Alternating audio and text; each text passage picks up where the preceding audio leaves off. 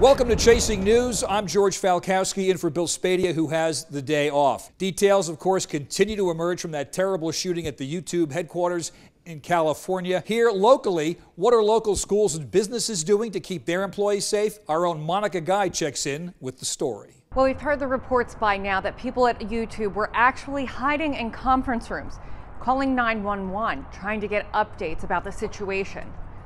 You know, schools have active shooter drills, they have lockdowns, they have fire drills. But what is happening in corporate America to keep people safe when they head out to work? Well, I spoke with one of the world's leading corporate security experts at Investigative Management Group. We suggest that companies do lockdown programs, that they have a plan in place, policy in place, what to do if there is an active shooter situation. You know, even how to determine when in fact it is real. Okay, so what do you do?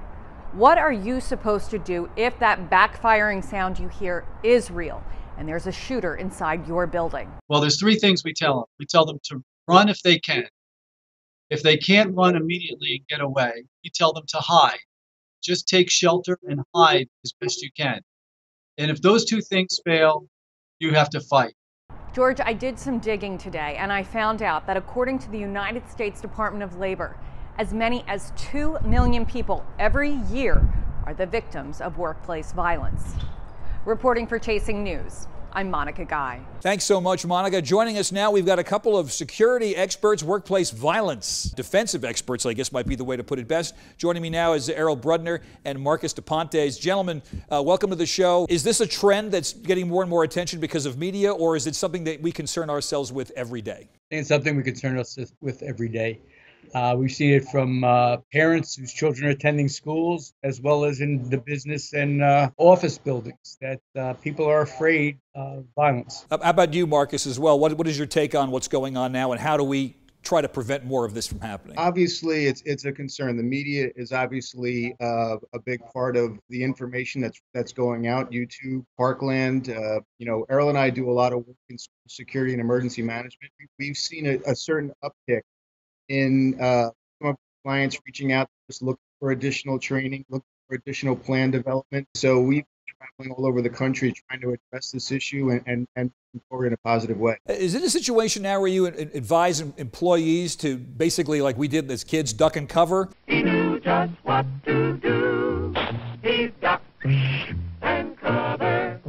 Or do you recommend some type of resistance, depending on the situation that's happening? We focus a lot on the signs that something bad is about to happen so we can prevent it. We think prevention is really important, whether an employee is a victim of domestic violence and that could surface at the workplace, whether you have a disgruntled employee or an angry customer. If you start picking up those signs, monitoring social media threats, doing some risk and threat assessments on the people that are posting anger or chasing one of your employees, you may be able to prevent this if you really follow up and pay attention and then implement certain security measures. All right, Marcus DePontes, Errol Brudner, thank you so much for your time. We really wish you a lot of luck in your work here. Let's kick it to the A-plus panel. We've got, of course, Peter Brown, a Democratic councilman from Linden, and our good friend, Bob Bianchi, former prosecutor, defense attorney. You got it all going. Let's start with you because you deal with this stuff on a legal basis every day.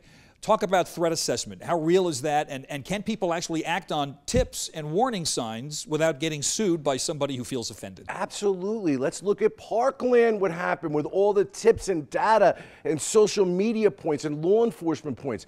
I have a consulting group after I left being prosecutor specifically designed with those two fellas with workplace violence. We know that there's ways that we can interdict preventatively beforehand. And George, unfortunately, what everyone seems to concentrate on and with the businesses that we work is what to do while it's happening. Of course, that's important. But if you interdict and have good prevention policies and risk assessment ahead of time, you can prevent. And we have, in fact, prevented certain things from happening. And this is where companies need to make an investment in their employees. They need to make an investment not only just for brand protection and for human protection, the insurance reduction that they will get as businesses when they do these things with competent experts, and unfortunately there are some that are and there's some that aren't, is well worth the dividends that go far beyond the human carnage that can happen when you don't have such a plan. Well, Bob just gave us the big picture. Peter, you're in Linden. You've got a big high school there.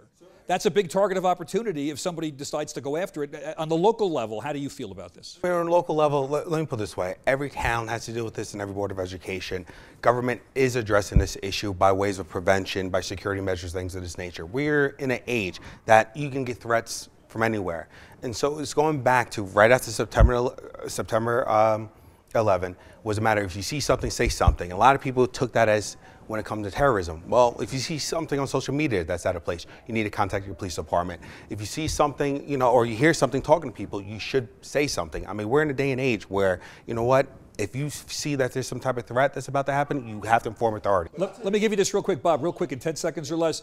We see something, say something, and in the case of Parkland, no one did anything. We have to better educate our businesses. But I'll tell you the biggest problem that exists, apathy. What I noticed as the prosecutor when we were targeting schools and businesses is that businesses think this will never happen to me. And unfortunately there are people like us that can go out there and teach you how to do it. You've got to want to do it first. All right, A+ panel, Bob, Peter, thank you so much.